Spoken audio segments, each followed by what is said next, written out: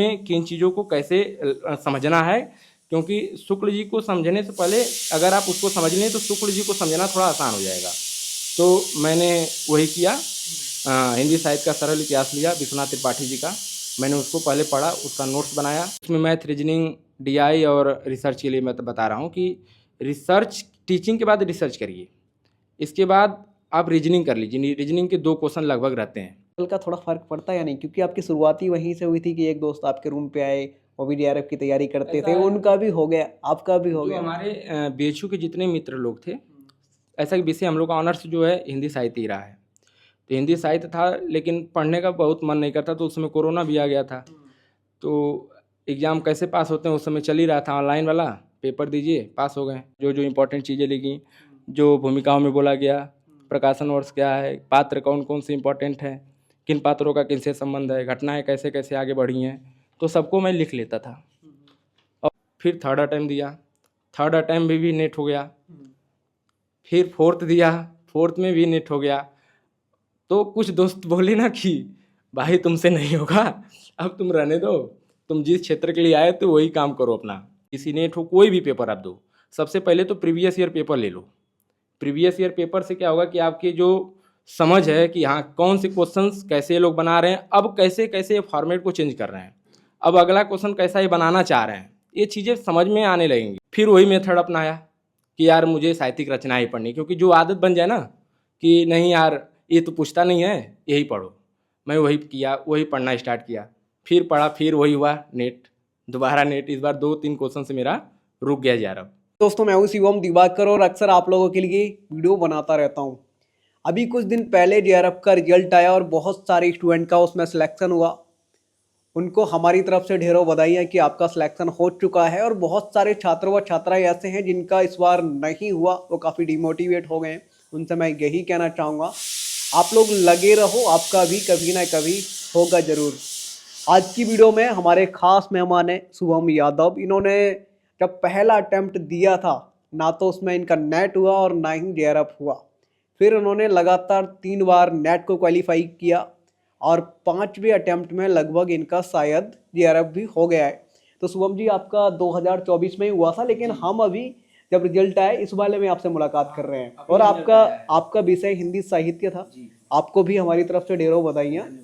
मैं आपसे ये जानना चाहूँगा शुभम जी, जब आपने फर्स्ट अटेम्प्ट दिया था उसमें क्या क्या गलतियाँ हुई थी जिसकी वजह से फर्स्ट अटेम्प्ट में ना तो नेट हुआ और ना ही डीआरएफ हुआ? जी, पहली बात तो मैं बताना चाहता हूँ कि जब मैं प्रथम अटेम्प्ट अपना दिया था पहले बार में, तो उस समय मुझे साहित्य के प्रति बहुत रुझान नहीं था। जब मैं ग्रेजुएशन में था, अपने साथी लोग बात करते थे कि हाँ मुझे नेट देना है, जेआरएफ देना है, ये करना है, पीएचडी करना है, लेकिन मैं थोड़ा इसके प्रति बहुत मेरा झुकाव नहीं था। तो जब मैं इलाहाबाद आया तो इलाहाबाद विश्वविद्यालय में मुझे एडमिशन मिल गया। ईश्वर की कृपा से सर जीएन जहाँ हॉस्टल में रहने का सौभाग्य भी मिल गया। तो वहाँ पे जो हमारे सीनियर्स थे उनके माध्यम से, और एक मेरा मित्र है उपनंद, वो बीएचयू में हम लोग साथ ही रहते थे। जब वो आया इलाहाबाद तो 1 महीने के लिए वो घूमने के लिए आया था और बोला कि यार शुभम, मैं नेट जेआरएफ का पेपर दूंगा, तुम्हारे यहाँ ही जो है मैं पढ़ के जो है सोच रहा हूँ देने के लिए, और थोड़ा बीएचयू में कुछ डिस्टर्बिंग है तो मैं यहीं रहना चाहता हूँ। मैं बोला ठीक है रहो, कोई दिक्कत नहीं है। वो रहने लगा, वो पढ़ता था, बोला कि तुम भी भर दो फार्म, मैं भी भर दिया। तो जब वो पढ़ता था तो मैं देखता था, तो मैं उससे पूछता था कि भाई क्या पढ़ रहे हो, कैसे पढ़ रहे हो, कैसे याद होता है, क्योंकि जब वो उस समय पेपर दे दिए थे 2021 के दिसंबर वाला जो बैच था, शायद उसी में इन्होंने अपना जेआरएफ क्वालिफाइड किया था। तो जब ये उस समय का जो पैटर्न था वो लगभग फैक्ट के आधार पे ज़्यादा थे, टेक्स्ट के जो क्वेश्चन थे बहुत कम आते थे, साहित्यिक रचनाएं जो थी ज़्यादा पूछी जाती थी, तो मुझे समझ में नहीं आता था। तो इन्होंने बोला कि देखो यार प्रीवियस ईयर पेपर थोड़ा देखो, उससे क्या होगा कि एक समझ जो है वो विकसित होगी। और कुछ किताबों के बारे में भी बताया कि रामचंद्र शुक्ल का हिंदी साहित्य का इतिहास पढ़ लो, रामस्वरूप चतुर्वेदी जी का हिंदी साहित्य और संवेदना का विकास पढ़ लो, अच्छा लगेगा, उसको पढ़ोगे तो थोड़ा इंटरेस्ट जगेगा। या हिंदी साहित्य का सरल इतिहास विश्वनाथ त्रिपाठी जी का है, वो हर एक बच्चे को पढ़ना चाहिए। जो भी हिंदी साहित्य का जो भी विद्यार्थी है, सबसे पहले तो उसको ज़रूर पढ़ लेना चाहिए, क्योंकि उससे जो है एक समझदारी जो है विकसित हो जाएगी कि आखिरकार साहित्य में किन चीज़ों को कैसे समझना है। क्योंकि शुक्ल जी को समझने से पहले अगर आप उसको समझ लें तो शुक्ल जी को समझना थोड़ा आसान हो जाएगा। तो मैंने वही किया, हिंदी साहित्य का सरल इतिहास लिया विश्वनाथ त्रिपाठी जी का, मैंने उसको पहले पढ़ा, उसका नोट्स बनाया, इसके बाद पहली बार जब मैं दिया तो मेरे 75 क्वेश्चन सही हुए थे, तो मेरा नेट भी नहीं हुआ। और जब इनका जब रिजल्ट आया, जेआरएफ हुआ, तो इन्होंने मुझे भी बहुत उपनंद जी बहुत धन्यवाद दिए कि भाई तुम्हारे रूम पे रहा, नहीं तो मेरा नहीं हुआ हो पाया होता। तो मैं भी बोला कि तुम्हारे वजह से मेरा 75 क्वेश्चन सही हुआ, नहीं तो नहीं हो पाया होता। तो उन्होंने कहा चलो ठीक है, अब तुम लग जाओ इसमें।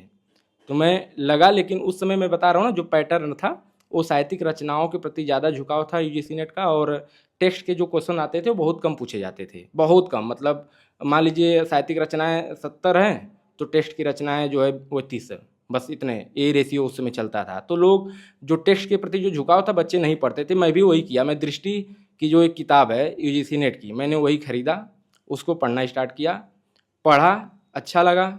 उसका जो मैटर है उसमें जो डाले गए हैं वो हर एक जो इतिहास की जो पुस्तकें हैं हिंदी साहित्य का, जैसे इतिहास हो गया शुक्ल जी के, उसके कथन शुरुआत में उन्होंने उसमें रखा हुआ है। तो उसको पढ़ते हुए, और मैंने शुक्ल के कथनों को भी पढ़ते हुए चला, तो मुझे थोड़ा थोड़ा वहाँ से जो नॉलेज है वो बढ़ती गई। मैंने पढ़ा, पहला अटैम्प्ट दिया, दूसरा अटैम्प्ट दिया, सॉरी। तो जब दूसरा अटैम्प्ट दिया तो मेरा नेट हो गया। उस समय मेरा जो परसेंटाइल बना था 94 परसेंटाइल बना था, तो मैं बहुत खुश हुआ। तो सबसे पहले मैं फ़ोन किया अपने जीजा जी को, क्योंकि मेरे जीजा जी मेरे आदर्श हैं, वो मुझे हर तरीके से मोटिवेट करते हैं। तो उनको मैं सबसे पहले बताया कि जीजा जी मेरा नेट हो गया। तो बोले ठीक है, बहुत अच्छी बात है, वो भी खुश हुए। फिर मैं सोचा कि यार अब नेट बस हुआ है, और अपने साथ के उस बैच के सभी विद्यार्थी जो अपने साथ में बीएचयू में ग्रेजुएशन करते थे, सभी बच्चे हमारे साथ के जेआरएफ हो गए थे। अपने साथी जो थे, कोई कोई बचा था, उसमें मैं भी था। तो मैं सोचा यार कि ये लोग जेआरएफ हो गए, अब मैं भी जेआरएफ करूँगा। तो एक जुनून होता है ना, तो अंदर वो जुनून आ गया कि नहीं यार, मुझे कैसे भी करके जेआरएफ करना है। मैं फिर स्टार्ट किया, फिर पढ़ना। फिर धीरे धीरे जो पैटर्न है, जब ये लोग अपने बैच के जो बच्चे हुए थे शुरुआत में, बेचू वाले लोग, तो उन लोगों के समय में जो पैटर्न था वो अलग था। लेकिन जब मेरे समय में, जब मैं सेकेंड अटैम्प्ट दिया, तो उस समय पैटर्न हर समय जो पेपर होता है ना यूजीसी नेट का, अगला अगला वो अपने आप को इंक्रीज करता रहता है। उस समय इंक्रीज कर लिया था वो, थोड़ा टेक्स्ट के प्रति उसका झुकाव धीरे धीरे बढ़ रहा था। मैं सेकेंड बार दिया, फिर वही मेथड अपनाया कि यार मुझे साहित्यिक रचनाएं पढ़नी, क्योंकि जो आदत बन जाए ना कि नहीं यार ये तो पूछता नहीं है, यही पढ़ो, मैं वही किया, वही पढ़ना स्टार्ट किया। फिर पढ़ा, फिर वही हुआ नेट, दोबारा नेट। इस बार 2-3 क्वेश्चन से मेरा रुक गया जा रहा। फिर मैं सोचा कि अब क्या करूं। फिर दोस्तों से अपने बात किया कि यार ऐसा ऐसा हो रहा है। तो उन्होंने कहा कि देखो यार, और दूसरी बात सबसे पहले कि भाई जब भी कोई पेपर दो आप, यूजीसी नेट हो, कोई भी पेपर आप दो, सबसे पहले तो प्रीवियस ईयर पेपर ले लो। प्रीवियस ईयर पेपर से क्या होगा कि आपकी जो समझ है कि हाँ कौन से क्वेश्चंस कैसे लोग बना रहे हैं, अब कैसे कैसे फॉर्मेट को चेंज कर रहे हैं, अब अगला क्वेश्चन कैसा ये बनाना चाह रहे हैं, ये चीज़ें समझ में आने लगेंगी। तो मैंने वही किया। मैं प्रीवियस ईयर पेपर अभी तक नहीं खरीदा था, मैंने प्रीवियस ईयर पेपर लिया, और मेरे जो फर्स्ट पेपर की स्थिति थी बहुत ख़राब थी। 20-22 क्वेश्चन सही होते थे, कभी कभी 24 हो जाते थे, या 22 मैक्सिमम। जब 2 बार हुआ है वो 22 ही हुआ है। तो इसकी वजह से और जेआरएफ नहीं होता था। मान लीजिए सब्जेक्ट मैं सही कर लिया, प्रीवियस ईयर पेपर जब मैं ले लिया, तो फिर धीरे धीरे उस चीज़ को समझना, फिर पेपर लगाना, फिर कि कौन से क्वेश्चंस कैसे पूछे जा रहे हैं, उस मेथड को अप्लाई करने लगा, फिर नोट्स बनाने लगा। तो वहाँ से मैं थोड़ा आगे बढ़ा। फिर थर्ड अटैम्प्ट दिया, थर्ड अटैम्प्ट में भी नेट हो गया। फिर फोर्थ दिया, फोर्थ में भी नेट हो गया। तो कुछ दोस्त बोले ना कि भाई तुमसे नहीं होगा, अब तुम रहने दो, तुम जिस क्षेत्र के लिए आए तो वही काम करो अपना। क्योंकि मैं आया था बेसिकली इलाहाबाद यूपीएससी के लिए या पीसीएस के लिए, स्टेट पीसीएस के लिए। तो मैं मेरे अंदर वो हो गया ना कि अरे यार, अपने लोग ही ऐसे बोल रहे हैं कि तुमसे नहीं होगा, तो मुझे बड़ा बुरा लगा। कुछ लोग, क्योंकि जब मैं होता था ना तो मैं अपने फेसबुक पे लिखता था कि first time net, second time net, third time net. तो कुछ लोग व्यंग भी करते थे कि कब तक नेट लिखते रहोगे। लोग ये भी कह रहे होंगे लगातार नेट ही नेट क्वालिफाई करते रहोगे, जेआरएफ कर लो। हाँ, कब तक नेट लिखते रहोगे भाई, उस पे जेआरएफ भी लिखेगा, कब लिखेगा। किसी को गिराया ना खुद को उछाला, कटा जिंदगी का सफ़र धीरे धीरे। किसी को गिराया ना खुद को उछाला, कटा जिंदगी का सफ़र धीरे धीरे। जहाँ आप पहुँचे छलांगे लगाकर, वहाँ मैं भी आया मगर धीरे धीरे। मतलब मैं भी जेआरएफ हो गया, लेकिन आपके थोड़ा धीरे मुझे वहाँ तक पहुँचने में समय लगा। लेकिन हुआ। तो यहाँ तक जब थर्ड मैं यूजीसी नेट का पेपर दे रहा था, थर्ड वाले में जब मेरा यूजीसी नेट हुआ था, तो उस समय कुछ विश्वविद्यालयों के जो है फॉर्म स्टार्ट हो गए थे पीएचडी के लिए। अभी आप रिसर्च भी कर रहे हैं दिल्ली विश्वविद्यालय? जी, अभी मैं दिल्ली विश्वविद्यालय में, मेरा फरवरी 2024 में जो है दिल्ली विश्वविद्यालय में एडमिशन हुआ है। सैद्धांतिक तौर पे मैं अभी यहाँ पे काम कर रहा हूँ। तो कुछ विश्वविद्यालय के जो है फॉर्म भी स्टार्ट हो गए हैं, तो कुछ लोग बोलें कि यार सिनॉप्सिस वगैरह पे भी काम करो, क्योंकि सिनॉप्सिस नहीं बनाओगे, टॉपिक नहीं समझ में आ गया किस टॉपिक पे आपको रिसर्च करना है, तो कोई मतलब नहीं है। नेट तो होते रहोगे, पहले रिसर्च अगर करना है तो इस क्षेत्र के लिए थोड़ा अपने आप को समर्पण करो कि हाँ चलो अब भाई ये काम करना है, अब ये सिनॉप्सिस बनाना है इस टॉपिक पे। तो कुछ अपने प्रोफेसर लोगों से मैंने बात किया, जिसमें इलाहाबाद विश्वविद्यालय के मेरे आदरणीय प्रोफेसर हैं कुमार वीरेंद्र सर, जो कि हर एक स्टूडेंट का बहुत हेल्प करते हैं। कोई भी जाए अगर उनके पास कि सर मुझे सिनॉप्सिस के लिए कोई टॉपिक चाहिए या मैं कैसे बनाऊं, तो गाइड करते हैं बहुत अच्छे से, और बहुत हम्बल हैं, बहुत बेहतरीन प्रोफेसर हैं। मैं उनको मतलब दिल से और हर तरीके से उनको बहुत रिस्पेक्ट करता हूं। तो उन्होंने बताया कि ऐसे ऐसे इस टॉपिक है, इस टॉपिक पे आप जो है काम करो।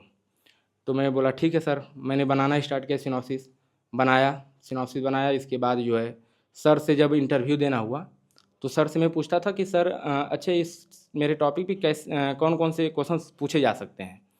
तो वो कहते थे कि यार 7-8 क्वेश्चन तुम खुद लिखो, इसके बाद समझो कि हाँ कौन कौन से क्वेश्चन पूछे जा सकते हैं। तो जो चीज़ मुझे नहीं समझ में आता था कि सर इसको मैं कैसे डिफाइन करूँगा, अगर मान लीजिए वो पूछते हैं कि ये है तुम्हारे टॉपिक में तो ऐसे, इसको मतलब नहीं होता कि भाई वो आगे वाला क्या पूछ दे, थोड़ा सा डर रहता है हाँ डर रहता है। तो वो बोले कि, तो बोलते थे कि तुम रिकॉर्ड करो। मैं बोलता हूँ इस टॉपिक से संबंधित चीज़ों को तुम रिकॉर्ड करो। फिर वो बोलते थे, मैं रिकॉर्ड करता था, फिर उसको एक कॉपी पे लिखता था, फिर उसको समझता था। तो कई किताबों के भी नाम बताएं कि एक किताब पढ़ी, मैंने उनको पढ़ा भी। इसके बाद इंटरव्यू दिया, ईश्वर की कृपा से जो है मेरा हो भी गया पीएचडी के लिए यहाँ पे। तो मैं बहुत खुश था।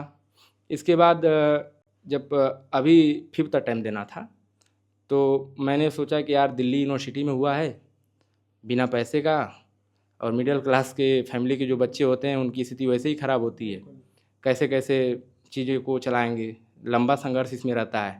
तो मैं सोचा कि पहले जेआरएफ करना है कैसे भी करके।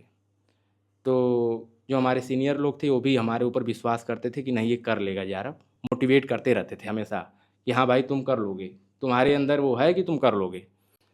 आलोचना तो बहुत लोग करते हैं, अब आलोचना कई लोग, बार जैसे आपने बताया मैं फेसबुक पे लिखता रहता था कि इस बार नेट फिर नेट फिर नेट, जी। तो कई बार लोग आपको डिमोटिवेट कर देते होंगे, हाँ, उस टाइम बहुत। कैसे मोटिवेट रखते थे खुद को? सोनलाल द्विवेदी जी की एक कविता है कि असफलता एक चुनौती है स्वीकार करो, असफलता एक चुनौती है स्वीकार करो, क्या कमी रह गई देखो और सुधार करो, जब तक न हो सफल नींद चैन को त्यागो तुम, संघर्ष का मैदान छोड़ मत भागो तुम, कुछ किए बिना जय जयकार नहीं होती, कोशिश करने वालों की कभी हार नहीं होती। तो इस कविता के माध्यम से मैं बहुत मोटिवेट हुआ हूँ, और सोनलाल द्विवेदी की बहुत अच्छी अच्छी कविताएं हैं जिसको पढ़ेंगे तो आपके अंदर वो मोटिवेशन आता है। तो जब कुछ लोग बोलते थे कि भाई तुम बार बार नेट लिख रहे हो, 3 टाइम नेट लिख दिए, कब जेआरएफ हो गए, तो मैं बोलता था कि जिस दिन जेआरएफ लिखूंगा ना उस दिन 3 टाइम नेट हटा दूंगा, बस जेआरएफ लिख दूंगा। तो मैं अब जेआरएफ ही लिख दिया हूँ, 3 टाइम नेट हटा दिया हूँ। तो ईश्वर की कृपा से मेरा जेआरएफ हो गया इस बार। अच्छा, मैं आपसे ये भी जानना चाहूंगा शुभम जी, जी जैसे आपका जेआरएफ हो गया, जी 5th अटेम्प्ट में हुआ था ना जी आपका, जी जी पहले में कुछ नहीं हुआ, कुछ नहीं हुआ। 3 बार नेट हुआ जी और फिर 5th में ये हो गया। जी जी तो एक चीज़ और मैं आपसे जानना चाहूँगा, जैसे इसमें पेपर 2 होते हैं, जी। पेपर 1 के लिए आपकी खुद की रणनीति क्या रही थी? टॉपिक वाइज बताइएगा ताकि नए स्टूडेंट से वो गलतियाँ ना हो जो आपसे कहीं ना कहीं हुई, और पेपर 2 के लिए भी। जी और मुझे लगता है कि आप बहुत ही अच्छी तरीके से समझाएंगे स्टूडेंट को। सर मैं सबसे पहले ये बताऊंगा कि जब स्टूडेंट जब एग्ज़ाम हॉल में जाता है तो गलती सबसे पहले करता है क्या है कि वो फर्स्ट पेपर का डीआई वाला जो पोर्शन है या मैथ वाला उसको पकड़ लेता है। सबसे पहले तो आप पेपर देने जाइए तो प्रयास करिए कि फर्स्ट पेपर को छूइए मत, टच ही मत करिए, अपने सब्जेक्ट को पहले सॉल्व करिए। और सब्जेक्ट के सॉल्व करने के साथ साथ मैं ये भी कहूँगा कि जो उसके 15 क्वेश्चन पैसेज के होते हैं, जो फर्स्ट पेपर में 5 क्वेश्चन पैसेज के, 10 क्वेश्चन अपने सब्जेक्ट के पैसेज के, पहले उसको सॉल्व करिए। उसको जब सॉल्व कर लेंगे तो एक कॉन्फिडेंस आ जाएगा कि यार मेरे 15 क्वेश्चन जो है वो अब हो गए हैं, अब मैं जो करूँगा वो ठीक करते जाऊँगा, एक कॉन्फिडेंस डेवलप हो जाता है। तो फर्स्ट पेपर में सबसे पहले तो अगर आपको करना है तो पहले पैसेज कर लीजिए, इसके बाद इकोलॉजी इन्वायरमेंट कर लीजिए, दूसरा कहूँगा हायर एजुकेशन कर लीजिए, तीसरा कम्युनिकेशन कर लीजिए, चौथा आईसीटी कर लीजिए, ठीक है। इसके बाद जो है टीचिंग एप्टीट्यूड कर लीजिए। इसके बाद बचा 3-4 टॉपिक, उसमें मैथ, रीजनिंग, डीआई और रिसर्च के लिए मैं तो बता रहा हूँ कि रिसर्च, टीचिंग के बाद रिसर्च करिए। इसके बाद आप रीजनिंग कर लीजिए। रीजनिंग के 2 क्वेश्चन लगभग रहते हैं, जो या तो पूछेगा कि सोहन 5 किलोमीटर आगे दाहिने गया, फिर 5 किलोमीटर पश्चिम मुड़ा, उत्तर मुड़ा, ऐसे करके क्वेश्चन आता है, वो पूछ देगा।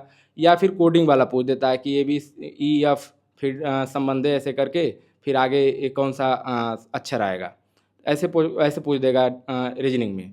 मैथ में जो पूछता है लगभग अभी जो पैटर्न मैथ के लिए चल रहा है, वो समय और चाल से पूछ देगा क्वेश्चन, या फिर जो है साधारण ब्याज से पूछ दे रहा है। चक्रवृद्धि ब्याज का इस समय बहुत ज़्यादा क्वेश्चन उठा रहे हैं मैथ में लोग। तो 2-4 टॉपिक है जो मैथ में, उसको तो सबको अगर पढ़ना है, मैथ करना है, तब तो उसको 4-5 टॉपिक आप तैयार कर लीजिए अच्छे से। चक्रवृद्धि ब्याज, प्रतिशत, साधारण ब्याज और जो है समय चाल दूरी वाला जो क्वेश्चन आता है, यहाँ से ज़रूर आपको 1-2 क्वेश्चन जरूर मिल जाएगा। मतलब मैथ का आपको लगभग जो 3 क्वेश्चन आते हैं उसमें से 2 क्वेश्चन यहाँ से मिल ही जाएगा। औसत से भी मिल जाता है, अगर औसत आप पढ़ लेंगे तो और अच्छा रहेगा। औसत पढ़ लीजिए, 5 टॉपिक यहाँ से पढ़ लीजिए, मैथ यहाँ से हो गया। डीआई क्या होता है कि जो बच्चे होते हैं, समय कम होता है, 3 घंटा समय बहुत ज़्यादा नहीं है। वो 3 घंटा लगता है कि बहुत ज़्यादा, लेकिन है वो बहुत कम।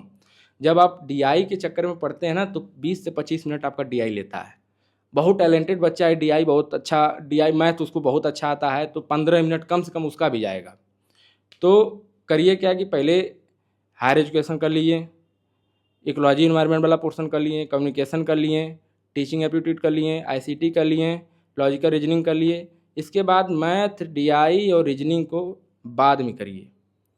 अगर डीआई नहीं आपको आ रहा है तो सबसे पहले क्या करिए कि डीआई के जो 5 ऑप्शन होते हैं उसमें या तो बी सब सही रह बी को सब मार दीजिए 5 को, या तो सी को मार दीजिए, 2 थ्रो जरूर सही निकल जाएगा। तो मैं तो वही करता हूँ, क्योंकि मुझे डीआई में बहुत समय लग जाता है, उसकी वजह से मेरे जो अपने सेकंड पेपर के जो विषय वाले जो क्वेश्चंस हैं वो छूट जाते हैं। तो मैं वही करता हूँ कि भाई पहले डीआई को करना ही नहीं है। डीआई अगर बच गया, बहुत समय रहा तो करूँगा, नहीं समय रहा तो मैं बी सी में से कोई भी मार दूंगा, 5 में से 1-2 क्वेश्चन सही हो जाते, मैं खुश हो जाता हूँ। चलो डीआई जहाँ 0 आ रहा था वहाँ 2 क्वेश्चन मेरे सही हो गए।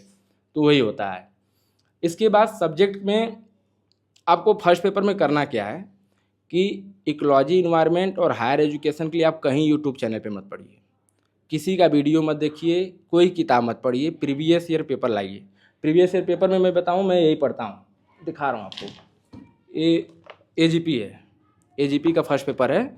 इसको अगर आप लाएंगे तो इसके जो भी, अब जैसे मान लीजिए मुझे अब पेपर देना है दिसंबर वालों को, तो करेंगे क्या कि जो जून में एग्ज़ाम हुआ है, जून में जितने प्रीवियस ईयर पेपर में फर्स्ट पेपर का एग्ज़ाम हुआ है उसको लेना है, एजीपी का, उसको सॉल्व करना है।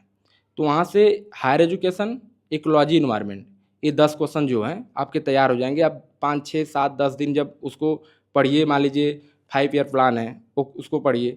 अगर वो नहीं समझ में आ रहा है तो क्या करिए कि नोट्स बनाइए कि फर्स्ट 5 ईयर प्लान में क्या क्या चीज़ें हुई थी, सेकेंड 5 ईयर प्लान में क्या क्या चीज़ें हुई थी, थर्ड में।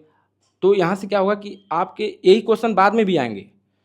एक अलग से तो यूजीसी कहाँ से बनाएगा, फर्स्ट पेपर का जो सिलेबस उसी में से ना बनाएगा। तो क्या करता है कि इसी में से आपको कहीं थर्ड ईयर प्लान पूछ दिया, थर्ड 5 ईयर प्लान पूछ दिया कि इसमें क्या क्या चीज़ें हुई थी, भारत सरकार ने किन किन चीज़ों पे ज़्यादा ध्यान दिया था। तो ऐसे क्वेश्चन जो है पूछते हैं, या हंटर कमीशन हो गया, या कोई भी अपना हायर एजुकेशन के जो चीज़ें हैं।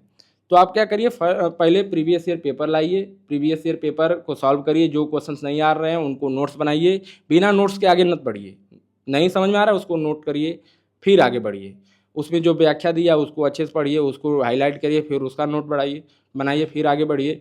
ऐसे करना है। हायर एजुकेशन में भी इकोलॉजी इन्वायरमेंट का जो पोर्शन होता है पर्यावरण वाला, उसको भी वैसे ही पढ़ना है। आप 5 से 7, 10, 15 दिन में आपको ऐसा लगेगा, फील आएगा कि यार मुझे सब क्वेश्चन आ रहा है, क्योंकि कहाँ से पूछेंगे, वहीं से पूछेंगे ना। तो आपका तैयार हो जाएगा इकोलॉजी इन्वायरमेंट का और हायर एजुकेशन का। बहुत इच्छा है तो टेक्स्ट बुक का मैं कहूँगा कि टेस्ट सीरीज ले लीजिए, क्यूज वगैरह लगाते रहिए, वहाँ से कॉन्फिडेंस डेवलप होगा, उसको कर लीजिए। इसके बाद कम्युनिकेशन के लिए मैं कहूँगा कि गुलशन अख्तर एक मैम है, वो पढ़ाती हैं यूट्यूब पे। आप उनको अगर कम्युनिकेशन, किसी का सब्सक्रिप्शन नहीं लेना, मैं ये कभी नहीं कहूँगा किसी का सब्सक्रिप्शन लीजिए तभी आप JRF होंगे, कुछ नहीं, एकदम ये हवा है। आप सेल्फ तरीके से पढ़िए, अपने से पढ़िए, सब हो जाएगा।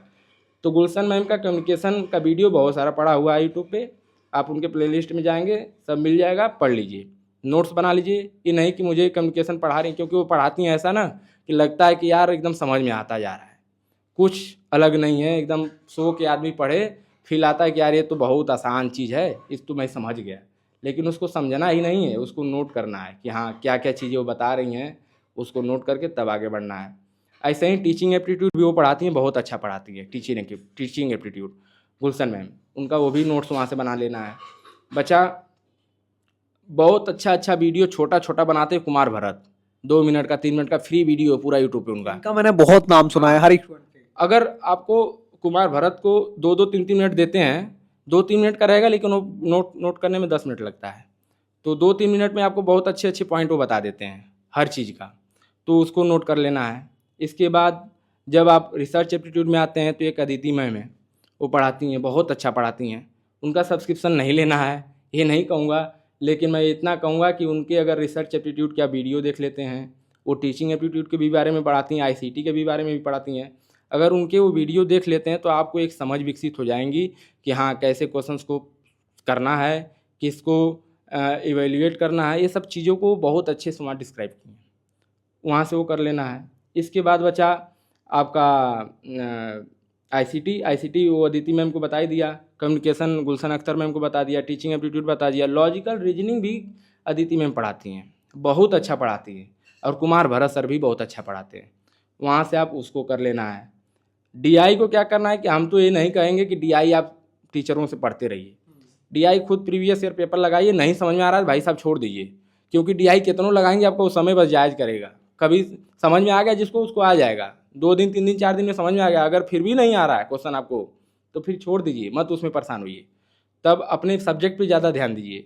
मैथ में बताया हूँ, चक्रवृद्धि ब्याज, साधारण ब्याज, समय चाल दूरी, इसके बाद जो है औसत वाला जो क्वेश्चन आते हैं उसको कर लेना है, और बस यहाँ से ये कर लेना है मैथ, यहाँ से आपको प्रतिशत के जो क्वेश्चन आते हैं वो सब पढ़ लेना है, यहाँ से आपके मैथ के क्वेश्चन सही हो जाएंगे। रीजनिंग में बताया हूँ कि रीजनिंग भाई आपसे पूछेगा, किसी की उम्र के बारे में पूछ लेगा, किसी के संबंध के बारे में पूछ लेगा, किसी कोडिंग दे देगा कि हाँ ये है, इसके बाद क्या आएगा, या नंबर में दे देगा कि 2 4 8 10 15 गैप कर दिया, बीच में क्या आएगा, तो ऐसे इसको पढ़ लेना है। यहाँ से आपका रीजनिंग तो बहुत आसान होता है, हर बच्चा कर लेगा, थोड़ा सा भी समझदारी होगी तो कर ले जाएगा। अब बचा सेकेंड पेपर। आपको सेकेंड पेपर करना क्या है कि पैसेज करना है 10 क्वेश्चन पहले ही कर लेना है, पेपर में जैसे ही गए, ये नहीं कुछ देखना है कि पेपर कैसा आया है, कुछ आपने भी पहले ही कर दिया जी था। भैया एकदम करते हैं, क्योंकि पैसेज अगर गलत हो गया तब बहुत बच्चे उससे पीछे हो जाते हैं। पैसेज 10-15 क्वेश्चन टोटल आते हैं, उसमें से अगर 2 भी गलत हुआ तो आप सोचिए, पैसेज ऐसा चीज़ है ना कि कोई बच्चा नहीं गलत करता है जो पढ़ने वाला है, जो एकदम सोच के गया कि मुझे JRF होना है, वो गलत नहीं करेगा, बहुत कम लोगों का गलत होता है, और जिसका गलत हो गया वो 4 नंबर पीछे का मतलब वो बहुत पीछे, फिर वही एक क्वेश्चन से भी किसी का JRF रुकता है, किसी का 2 क्वेश्चन से रुकता है, और वो अखर देता मेरा जब भी रुका है उसी से रुका है। पैसेज मेरा बार बार गलत हुआ था, इस बार इस पर कृपा से बस एक गलत हुआ है, पता नहीं कैसे एक गलत हो गया है, अभी UGC उसको गलत माना है तो गलत ही समझ रहे हैं, क्योंकि मैं अपने हिसाब से उसको सही किया था, ऑप्शन उन्होंने उसको गलत माना हुआ है। तो पैसेज कर लेना सबसे पहले जाने के बाद, इसके बाद पेपर करते जाना है, अपना पेपर जो सब्जेक्ट है उसको करना है। क्वेश्चंस ऐसे ऐसे आएंगे आपको ना, जैसे आसान आ गए, पूछिए कविता क्या है कब आई थी, बहुत आसान है, सब बता देगा 1909 आए। इसके बाद पूछेगा कि अच्छा मधुरी और प्रेम जो है निबंध जो है उसको क्रम से लगाइए, कि उसमें कौन कौन से घटनाक्रम जो है क्रम से लगाने के दे दिया, अब दिमाग चकरा जाएगा, यार अब तो अभी आसान आया था अभी कठिन पूछ दिया, तो आदमी डिस्टर्ब होने लगता है वहाँ से, अरे यार फिर 2-4 क्वेश्चन आसान रहेगा, फिर 2-4 क्वेश्चन कठिन रहेगा, तो उसको झेलना है, मतलब आत्मविश्वास बना के यार इसको मैं कर लूँगा, घबराना नहीं है, वो हो भी जाएगा। अगर पढ़ने वाला लड़का है 4-5 महीना समय दिया है, ठीक से पढ़ा है तो पक्का कर लेगा।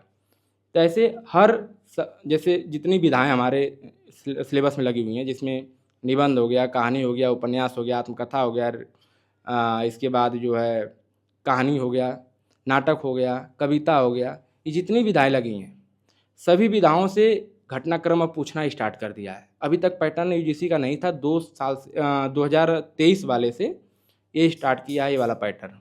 ये पैटर्न हर एक बच्चे को डिस्टर्ब किया हुआ है, क्योंकि कोई भी अगर मान लीजिए मैं पढ़ता हूँ, प्रेमचंद घर में है शिवरानी देवी की, जो उनके ऊपर जीवनी उन्होंने लिखी हुई हैं प्रेमचंद जी पे, उनकी पत्नी है शिवरानी देवी।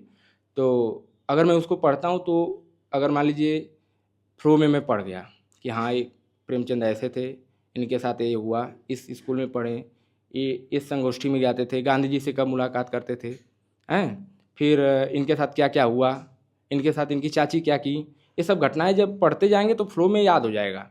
लेकिन आप जो बच्चा स्टूडेंट है ना, वो ये नहीं समझ पाता है कि यार अब इसको क्रम से भी वो पूछ देता है। आप क्रम से कितनों भी पढ़े रहिए तो दिमाग में से उतर जाएगा क्या कि सबसे पहले प्रेमचंद किन पत्रिकाओं को निकाले थे, किन पत्रिका को इन्होंने सबसे ज़्यादा जो है इसके लिए अपना समय दिए, पैसा ज़्यादा इन्वेस्ट किए। तो ये सब चीज़ें आदमी के दिमाग से उतर जाता है, लेकिन इसको उतारना नहीं है, इसको नोट करना है आपको कि जो घटनाएं हैं उसको नोट बनाना है कि हाँ ये घटना हुई है। इंपॉर्टेंट कैसे फील आएगा, आपको लगेगा कि हाँ यार ये तो ज़्यादा इंपॉर्टेंट लग रहा है, इनके जीवन से ज़्यादा संबंधित है और ज़्यादा इसका इनसे संबंध दिख रहा है, तो इंपॉर्टेंट लगेगा। उसको नोट करना है कि हाँ ये घटना सबसे पहले हुई है, 1 नंबर डाल देना है। फिर 2 घटना ये चाहिए, घटना इंपॉर्टेंट है, इसको 2 नंबर डाल देना है। ऐसे करके आपको पढ़ना है, तभी आपका जेआरएफ होगा, नहीं तो नहीं होगा। मैं सही बता रहा हूँ, क्योंकि जो इसी नेट का जो पैटर्न है बहुत अपने आप को आगे बढ़ा रहा है, बहुत ज़्यादा बच्चों को डिस्टर्ब कर रहा है। सिलेबस वैसे भी बहुत बड़ा है, तो ऐसे आपको पढ़ना है। जैसे मैं क्या करता हूँ कि मैं जो भी चीज़ पढ़ता हूँ, जैसे आप देख सकते हैं, जैसे मैं मानस का हंस, अमृतलाल नागर का जो है उपन्यास है मुंशी तुलसीदास जी पे, तो इसको जब मैं पढ़ा हूँ, पढ़ने के बाद इसका नोट बनाया।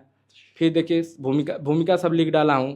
भूमिका लिखने के बाद किस गांव में उनका जन्म हुआ, विश्वनाथ त्रिपाठी जी उनके बारे में क्या बोले हैं, भूमिकाओं को लिख डाला हूँ। किन किन पत्रिकाओं का योगदान रहा इसको लिखने में, उनको कौन कौन पत्रिकाएं सहायता में काम की हैं, ये सब चीज़ें, कौन कौन पात्र हैं, पात्रों का क्या नाम है, ये सब चीज़ों को मैंने नोट्स बनाता था पढ़ने के बाद। ऐसे नहीं कि पढ़िए पूरा टेक्स्ट, पढ़ते जाइए, नोट्स बनाते जाइए, और इस नोट्स ऐसा रहे ना कि बधा हुआ रहे, नहीं कि बहुत खुला रहे। खुला का मतलब ये है कि यहाँ पे ये सब आपके नोट्स ही हैं? जी पूरे नोट्स हैं मेरे, मैं बहुत नोट्स बनाया हूँ।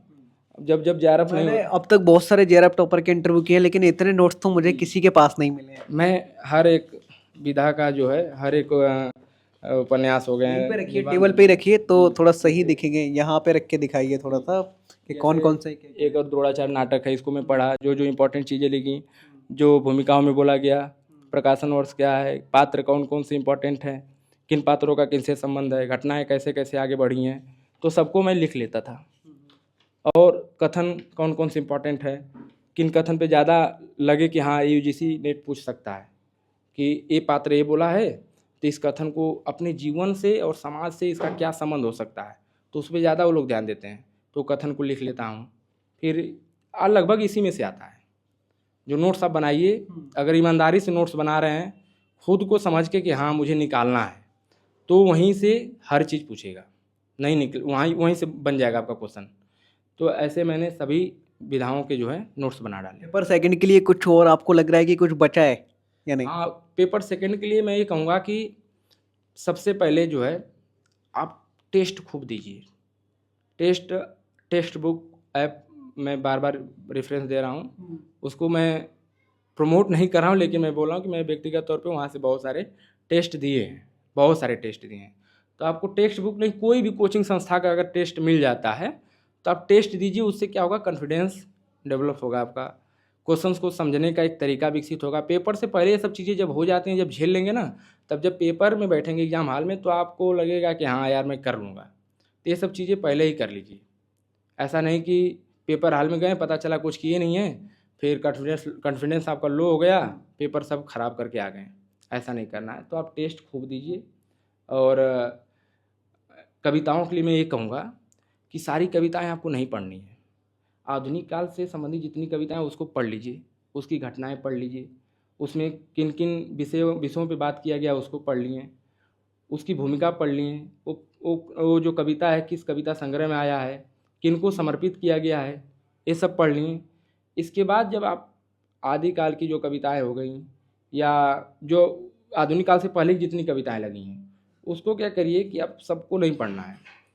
जो लगे कि हाँ इसको पढ़ लेना चाहिए उसको पढ़िए, आज इसको नहीं पढ़ना है बस उसकी विषय वस्तु को समझ लीजिए कि इस कविता में क्या कहा गया है, इस कविता का कौन लेखक हैं, कवि हैं, और कब इसका प्रकाशन हुआ है, इसका क्या जो है समाज में क्या इसका योगदान है, क्योंकि कभी कभी उसके विषय वस्तु को बहुत अलग तरीके से पूछता है। उसको पढ़ लिए, वहाँ से कविता हो गया। मैं कहूँगा कि जो दृष्टि है बुक जो है यूजीसी नेट की, उसमें जो टेक्स्ट वाला जो पोर्शन है, टेक्स्ट वाले में जो कविता वाला जो पोर्शन है, उसी को आप पढ़ लिए अच्छे से। आधुनिक काल को मैं छोड़ के कह रहा हूँ, उसके पहले वाले जो कविताएं लगी हैं। आधुनिक काल को तो आपको पढ़ना है, कैसे भी करके पढ़ना है, क्योंकि कविताओं से क्वेश्चन बहुत पूछते हैं। पूछ देगा कि इस कविता में किस जाति का वर्णन है, इस कविता में कैसे कौन से यंत्र का किस ढोलक का प्रयोग हुआ कि इसका प्रयोग हुआ, ऐसे क्वेश्चन बना रहे हैं। इतने गंदे गंदे क्वेश्चन यूजीसी नेट वाले बना रहे हैं कि बच्चों को डिस्टर्ब कर रहे हैं। तो आपको कविता यूजीसी नेट की जो किताब मैं बता रहा हूँ दृष्टि का, आधुनिक काल की पहले की जो कविताएं हैं वहीं से अच्छे से देख लेना है, उसकी विषय वस्तु सब वहाँ से समझ में आ जाएगा। इसके बाद वहाँ से आप उसको मत पढ़िए, ख़त्म हो गया वहाँ से तैयारी, वहाँ से हो गया। आधुनिक काल की कविताएं आप खरीद के पढ़ लेंगे तो और अच्छी बात है, नहीं तो यूट्यूब पे बहुत सारे वीडियो आपको मिलेंगे, फ्री में मिलेंगे, सब्सक्रिप्शन लेने की आवश्यकता नहीं है, सबका वीडियो है।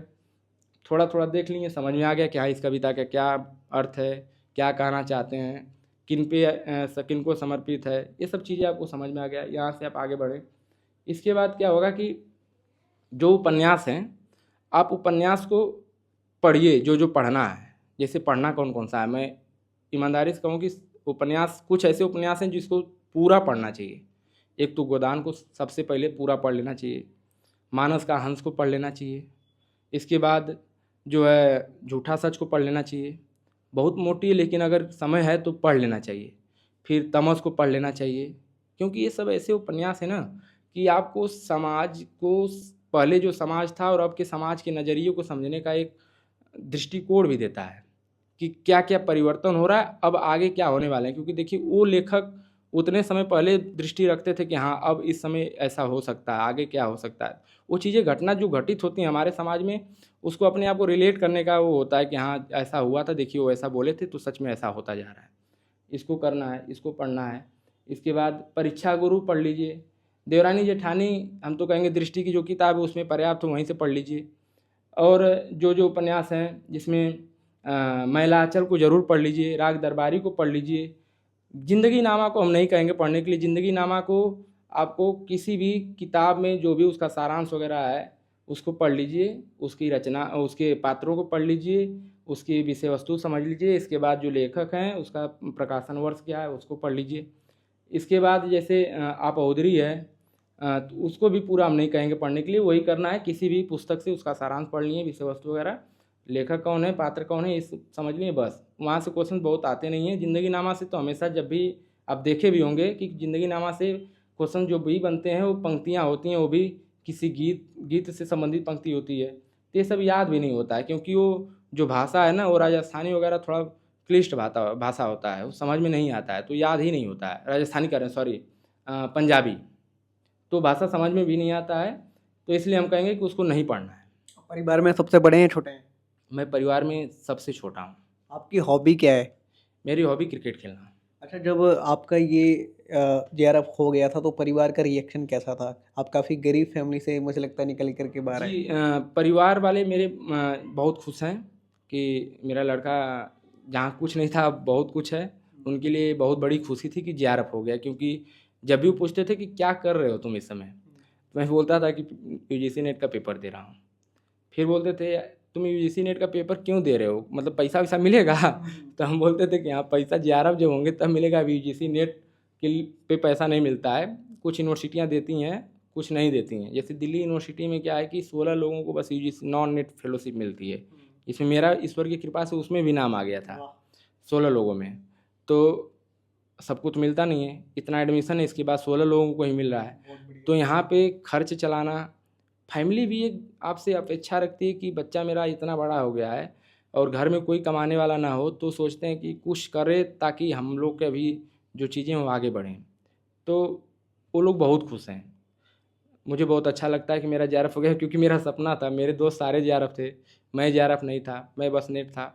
अब जेआरएफ मैं भी हूँ तो मुझे फील आएगा कि उनके साथ बैठ बैठ पाऊँगा, कंधे से कंधे मिला के चल कितना पाऊँगा। कितना पैसा मिलता है? बहुत सारे स्टूडेंट का तो ये भी मोटिवेशन होता है कि यार कर लेंगे तो थोड़ा पैसा भी मिलेगा। कितना मिलता है? इसमें लगभग 47 हज़ार के आसपास शायद दिल्ली यूनिवर्सिटी देती है, क्योंकि अभी मुझे मिला नहीं, मुझे आइडिया नहीं है। मिलने वाला है अब जल्दी। मिलने वाला है तो 47 हज़ार के आसपास दिल्ली यूनिवर्सिटी देती है। हर एक यूनिवर्सिटी का अलग अलग है, क्योंकि एचआरए दिल्ली यूनिवर्सिटी का ज़्यादा है, इलाहाबाद का उससे कम होगा, बेचू का उधर कुछ अलग होगा। तो एचआरए जैसा जो मेन पेमेंट हो तो सबका सेम है, लेकिन एचआरए हर यूनिवर्सिटी में अलग अलग है।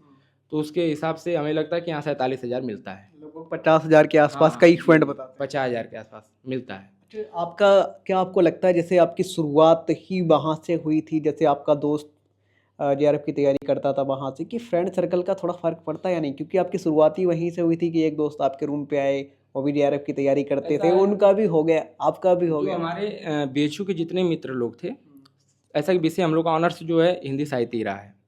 तो हिंदी साहित्य था, लेकिन पढ़ने का बहुत मन नहीं करता, तो उस समय कोरोना भी आ गया था।